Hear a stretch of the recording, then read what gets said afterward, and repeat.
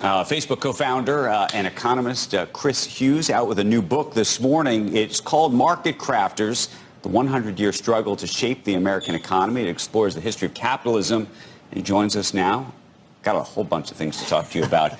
But I'm ready. But maybe the best way to start is to try to put this moment in terms of our politics and maybe our economy in the context of what you looked at, because you talk about sort of the whole sweep of history. And, by the way, Democrats ruling and Republicans ruling. Absolutely.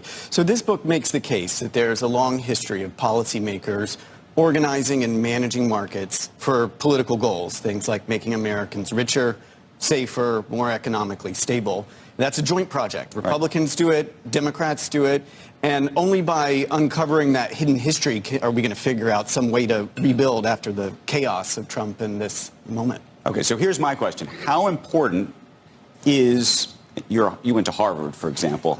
How important do you think government spending as it relates to universities, science endeavors, and things like that, compared to the quote-unquote true private market where there's no government money at all? It's incredibly important. I mean, the universities are a major engine of research and development, and as you've seen over the past half century, the overall public investment in R&D has gone down, and a lot of that has shifted to the universities as being the engines of doing that. Now, for me, at least in the context of my research, what I find is even more powerful is when government institutions are doing that kind of R&D, making those kinds of investments for political goals. So something like the CHIPS Act from a few years ago, Republicans started in the first Trump administration. Republicans believed we needed to make semiconductors here. The Biden folks agreed. Congress passes it. Now we have 5 of the world's largest semiconductor fabricators either operating or opening plants here. That's a major investment of R&D, of course, but also of industrial policy to make us safer, and it's successful, and we can learn a lot from it. There's been a lot of criticism about tariffs, but is there any example that, I mean, you talk a lot about more, I would say, carrots than sticks, if you will, but are there any examples where the stick has worked? Well, I think on balance, the public investment industrial policy is a much better way to accomplish these goals. So bringing back jobs in American manufacturing, for instance. I think targeted tariffs can work in some moments, but I definitely don't think that's what's happening in this. What do you make when we see a press release like Roche announced this morning they're going to make a $50 billion investment in the U.S. They say it's going to create 12,000 jobs over the next 5 years. Right? We saw NVIDIA make a statement last week. We saw Apple make a statement 2 months. Is that policy by press release, or is that real? No, I think it can be real.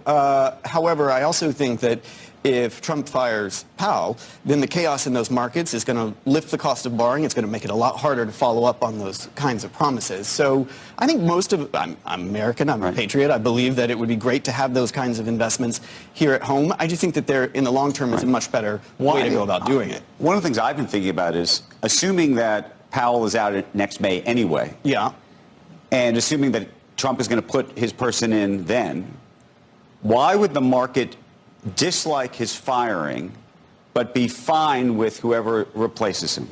Because you're going to think that because of what it says. Because of what it said. Because of what it said. But the practical reality may be no different. I don't think that's right. I think, a quarter of the book that I write about is the history of the Fed and why its insulation and independence is so important to its success. And so, first off, the Federal Reserve Act is very clear. The chair cannot be fired unless it's for a cause. Now, the FTC Act also says that, and Trump has fired 2 of the Democratic commissioners. So we'll see if he follows the law in the first place. However, if he does fire the chair, he can also remove the other governors. So if he so chooses, if the courts uphold that way of thinking about it. And so all of a sudden you have a board of governors which is entirely dependent on the political cycle. And how are you going to trust that to guarantee price stability, let alone financial stability or full employment?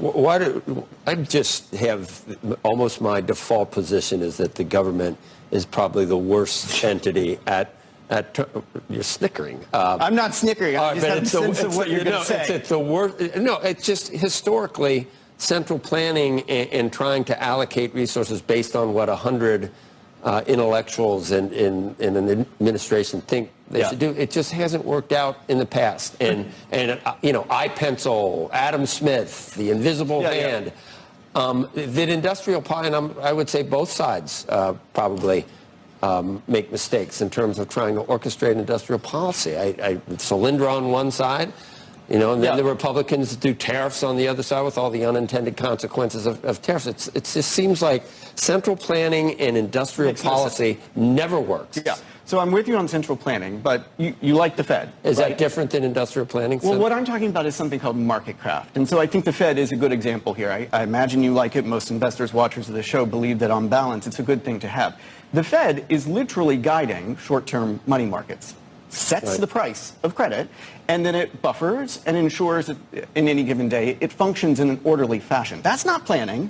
Nor is that a free market fantasy. That's Marketcraft. You think the government can decide which and inspiring but the Fed, I'm not talking about the Fed, but let's talk about just innovation in the way that, the way that the private sector decides to allocate resources for things. You don't think that's more effective than a bunch of smart people in Washington? I wrote the book because I believe that the private sector is very, very important to spurring innovation. No, that's what it the just whole needs book to says. be managed and it's all about entrepreneurs more than it's a dance. You need two. You need the state and you need markets to make it work. But it was just that the government industrial policy has been more important than the private sector in terms of innovation. I think this is a false choice. More important or less important. You need both of these things to guide markets and make sure that they're working the way that we want them to. You need it on climate policy. I think the Biden administration is a perfect example of between the beginning and the end. Let me just finish. Okay. Where climate investment doubled because of the IRA, because we agreed, hey, climate's actually a big problem, guys, and we need to attract he doesn't agree with that. We don't agree with that. He doesn't agree with that. I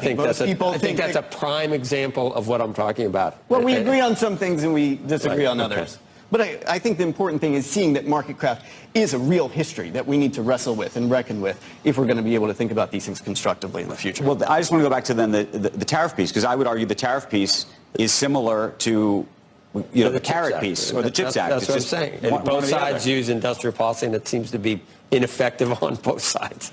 I mean, the CHIPS Act gave, they picked Intel as one. I mean, they do have fab plants, obviously, but they picked the biggest. But this goes back to the question whether then you're very happy they're taking money away from Harvard. My point is this not picking and choosing thing is the problem.